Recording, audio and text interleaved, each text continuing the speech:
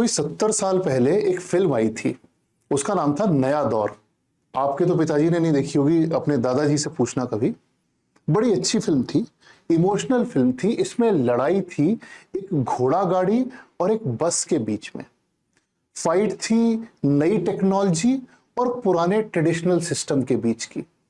अब फिल्म की कहानी तो कहीं और जाती है और अंत में घोड़ा गाड़ी जीतती है, पर रियल लाइफ में ऐसा नहीं होता। यही लड़ाई कुछ समय बाद फिर से लड़ी गई। 100 साल से एक्सरे मेडिकल फील्ड को डोमिनेट कर रहा था और 1979 में अचानक सीटी स्कैन आ गया और सीटी स्कैन ने अचानक आके तहलका मचा दिया कि ये बेहतर है कि वो बेहतर है। और अल्टीमेटली अब आज के जमाने में हमेशा नई टेक्नोलॉजी जीतती है, जो एडवांस्ड चीजें होती हैं वो जीतती हैं। तो सीटी स्कैन एक्सरे से बेहतर ही था। कैसे बेहतर था? सबसे इंपॉर्टेंट बात तो ये कि उसमें आप 3D में सब कुछ देख सकते थे। वो जल्दी जल्दी घूम के एक साथ बहुत सारे फोटो खींचता था और कंप्यूटर उन फोटोग्राफ्स को आपस में मर्ज कर देता था। तो आपको 3 डायमेंशन में ये इस तरह से भी सीटी स्कैन में आप देख सकते थे किसी चित्र को। और क्या बेहतरी थी? आपको एनाटॉमिकल डिटेल्स की, कहाँ स्टर्नम है और कहाँ वो रिब्स से जुड़ रहा है और रिब्स का भी शुरुआती हिस्सा और बाद का हिस्सा, और रिजोल्यूशन एकदम बढ़िया कि आपको एकदम बारीक बारीक छोटी से छोटी चीज नसें तक सब दिख रही हैं। फिर सॉफ्ट टिश्यू एकदम अच्छे दिख रहे हैं, हार्ट वॉल्व ये सब एक तरफ हो जाते हैं आपको। और इतना ही नहीं, आप उसमें डाई इंजेक्ट करो और साथ में परफ्यूजन स्कैन कर लो कि हाँ कहाँ कहाँ ब्लड जा रहा है और कहाँ कहाँ नहीं जा रहा है। सीटी एंजियोग्राफी कर ली, सीटी पल्मोनरी एंजियोग्राफी कर ली। तो बड़ी एडवांस चीज थी और सीटी एकदम से खासा डोमिनेट कर गया। तो क्या एक्सरे का कोई यूज नहीं बचा? क्या एक्सरे यूजलेस चीज थी? नहीं, ऐसा नहीं है। एक्सरे के अपने भी फायदे थे। एक तो सबसे बड़ा फायदा हिंदुस्तान में, तो सबसे बड़ा फायदा, जो चीज सस्ती होती है वो बिकती है। एक्सरे आज भी 200-300 में हो जाता है, सीटी स्कैन में 1000-1200 रुपए लगते हैं। तो आदमी हमेशा एक्सरे की तरफ सोचता है। फिर एक्सरे झट से हो जाता है, तुरंत मिल जाता है, हर जगह है, छोटे से छोटे गांव में है, शहर में, छोटे टियर 2 सिटीज में भी है। रेडिएशन का एक्सपोजर कम होता है, सिटी में थोड़ा ज्यादा होता है। तो एक्सरे की अपनी यूटिलिटी आज भी है, लेकिन सीटी स्कैन धीरे धीरे करके ज्यादातर चीजों में डोमिनेट करता जा रहा है। स्पेशली सीटी चेस्ट तो बहुत ही ज्यादा डोमिनेट कर रहा है। तो खैर, मैं अपना इंट्रोडक्शन तो देना भूल ही गया। मैं डॉक्टर सुबोध चतुर्वेदी हूं और मेरा एक प्लेटफॉर्म है क्लिनिकल गुरुजी, जिस पे आप इस समय खड़े हैं। और इसमें मेरा एक कोर्स का कुछ इंट्रोडक्टरी लेक्चर्स चल रहे हैं। मेरा एक कोर्स है सीटी चेस्ट का, जिसका कि ये सेकंड पार्ट है। अगर आपने फर्स्ट पार्ट अभी तक नहीं देखा है तो आप जाके पहले वो देख के आइए, लिंक नीचे डिस्क्रिप्शन में और आपको ऊपर भी दिख जाएगा। उसको देख के आइए, फिर यहाँ आइएगा तो ज्यादा मजा आएगा। तो सीटी स्कैन 3D था और तमाम तरह की चीजें थी। फिर भी एक बहुत महत्वपूर्ण चीज थी जिसके की कारण सीटी स्कैन ने डोमिनेट किया सीन को। सीटी स्कैन ने ग्रे के शेड्स को बढ़ा दिया। एक्सरे के समय ग्रे के शेड्स केवल 5 होते थे। नहीं समझ में आया ना कुछ भी? समझाता हूं। मैंने अपने एक्सरे वाले कोर्स में भी बहुत डिटेल में पढ़ाया है कि एक्सरे में 5 तरह की रेडियोग्राफिक डेंसिटीज दिखती हैं। कौन कौन सी 5? एक हो गया ग्रे सॉफ्ट टिश्यू, एक थोड़ा ज्यादा ग्रे और एक थोड़ा लाइट ग्रे, और एक तरफ ब्लैक एक तरफ व्हाइट। तो जो चीज सबसे हल्की होगी, पतली होगी, वो एकदम ब्लैक कलर की दिखेगी, हवा। तो जहां भी एक्सरे में हवा होगी वो एकदम डार्क, फैट उससे थोड़ा सा कम, सॉफ्ट टिश्यू मीडियम, हड्डी थोड़ी सी व्हाइट और मेटल एकदम चमकीला व्हाइट। एक्सरे में दिखाता हूं, देखो। जहां जहां लंग्स में हवा भरी है वो सारा हिस्सा, या छाती के बाहर जो रूम एयर है, वो एकदम डार्क दिखेगी आपको। फिर जहां जहां ये नंबर 2 पे फैट वाला हिस्सा आपका बॉडी फैट है, ये थोड़ा सा कम डार्क हो जाएगा। फिर जो आपके ऑर्गन्स हैं, सॉलिड ऑर्गन्स हैं, हार्ट हो गया आपका, या आपका लिवर स्प्लीन जैसी चीजें हो गई, ये आपको एक तीसरे शेड में दिखेंगी। हड्डियां जैसी आपकी क्लेविकल या रिब्स हैं, वो आपको चौथे में दिखेंगी। और मेटल यानी वो पट्टी लगा के रखते हैं, वो आपको दिखेगा एकदम ब्राइट व्हाइट में। और 100 साल एक्सरे ने शासन किया। कोई लक्ष्मीबाई के जमाने में आया था एक्सरे और सालों साल चला, और पुराने ज्ञानी लोग उतने से भी बहुत कुछ ढूंढ लेते थे। जैसे उन्होंने एक्सरे किया, बोले यार ये इतना ब्लैक होना चाहिए पर इससे भी ज्यादा ब्लैक है, तो इसको तो न्यूमोथोरैक्स हो गया है, क्योंकि हवा डार्क होती है, इसमें एकदम डार्क हो गया तो इसको न्यूमोथोरैक्स है। या उन्होंने एक्सरे में डायग्नोस कर लिया कि देखो ये पूरा लंग तो ठीक है, लेकिन ये एकदम से वेज शेपेड व्हाइट कलर की ओपेसिटी आ गई, इसको तो कंसोलिडेशन है। तो 100 साल तक बढ़िया मजे में एक्सरे से खूब सारे डायग्नोसिस 2 डायमेंशन में सिर्फ 5 रेडियोग्राफिक डेंसिटीज में बनते रहे। लेकिन फिर उसके बाद खेल बदला इन अंकल जी ने। तो ये जो हैंडसम से मूछ वाले अंकल जी हैं, ये एक नई मशीन लेके आए और इन्होंने कहा कि ये मशीन रहेगी कंप्यूटेड टोमोग्राफिक मशीन। तो लोगों ने पूछा साहब ये मशीन क्या करेगी ऐसा? बोले देखो यहाँ कितने शेड दिख रहे हैं तुमको?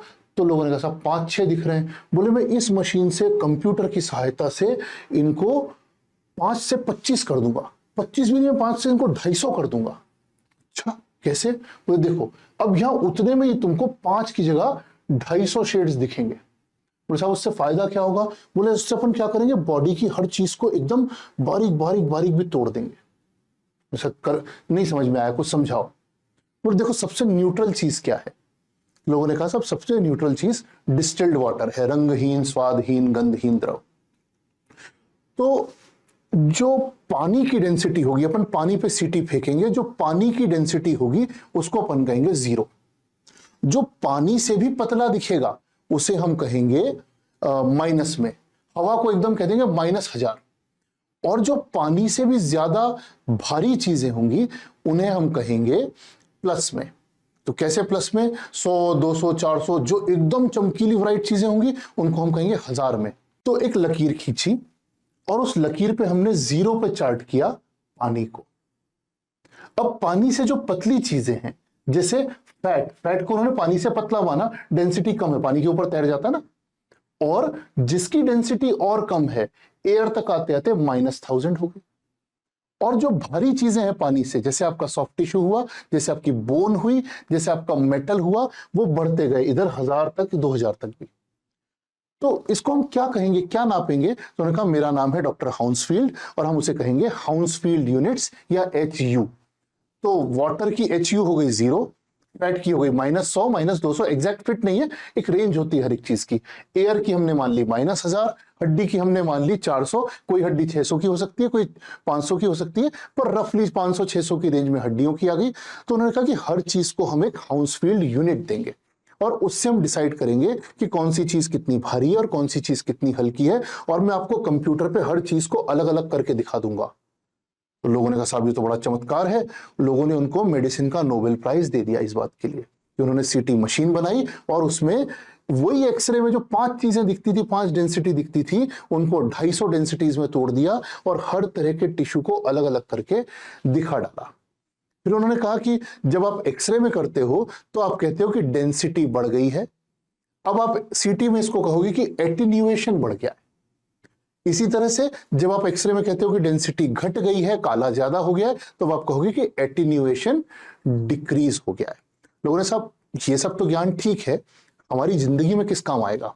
बोले सिखाता हूं। देखो लिवर और स्प्लीन दोनों सॉलिड ऑर्गन्स हैं, दोनों भाई बहन हैं, अगल बगल में ही रहते हैं।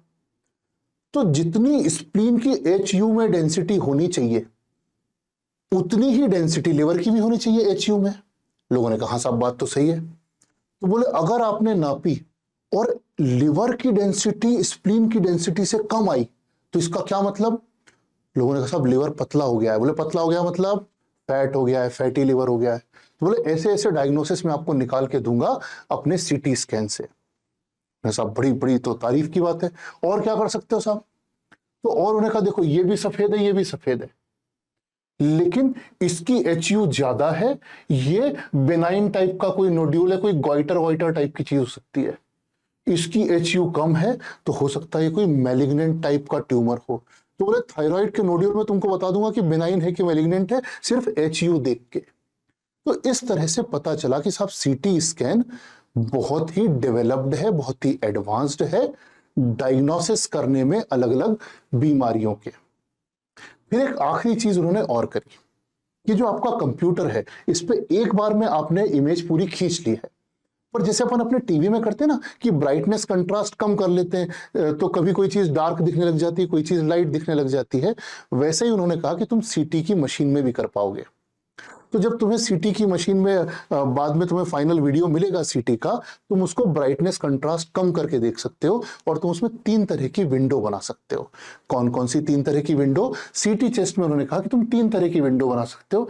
एक सॉफ्ट टिश्यू विंडो, जैसे तुम उसको एकदम से डार्क डार्क कर दो तो तुम्हें उसमें सॉफ्ट टिश्यू, जैसे यहां बीच में देखना ये हार्ट वार्ट ये सब बढ़िया दिख रहा है तुमको।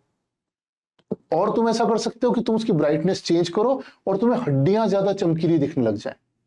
तो एक ही सीटी में, उसी सीटी की तुम ब्राइटनेस कंट्रास्ट कम करके तुम ऐसा कर सकते हो कि कभी 400 से 600 पे फोकस रहे, कभी 50 से लेके 200 पे फोकस रहे, कभी एकदम कम की तरफ फोकस रहे।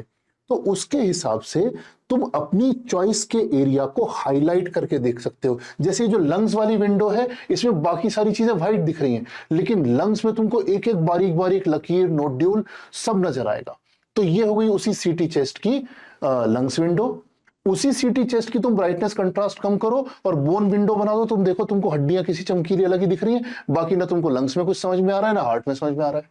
सॉफ्ट टिश्यू विंडो में फिर तुमने ब्राइटनेस कंट्रास्ट कम करी और अब तुमने देखा कि जो सॉफ्ट टिश्यूज हैं जैसे हार्ट और बाकी की चीजें वो ज्यादा अच्छी दिख रही है, ना लंग्स में कुछ ज्यादा समझ में आ रहा है ना हड्डियों में ज्यादा समझ में आ रहा है। तो बोले कि तुम मेरी HU यूनिट्स के हिसाब से इस सीटी के रिजोल्यूशन को कम ज्यादा करके एक ही फोटो में कभी इस पे फोकस कर सकते हो, कभी उस पे फोकस कर सकते हो। तो ये सीटी स्कैन की बहुत सारी खूबियां थी जिसके की कारण उसने एक्सरे को रिप्लेस किया। स्पेशली चेस्ट के केस में आजकल पल्मोनोलॉजिस्ट सीधे सीटी ही कराते हैं। एक्सरे आप बहुत कम चीजों में कराते हो, आप कभी फॉलो अप देखना है या आईसीयू में पेशेंट है उसमें आप कराते हो, नहीं तो धीरे धीरे करके अपने इन रिजोल्यूशन के कारण सीटी स्कैन अब चीजों को पूरा डोमिनेट कर रहा है। और इसी चीज के कारण ह्यूस्टन साहब को, हाउंसफील्ड साहब को नोबेल प्राइज मिला मेडिसिन का। तो इसमें हमने आज पढ़ा ये HU क्या होती है और ये HU कैसे डायग्नोसिस में हेल्प करती हैं।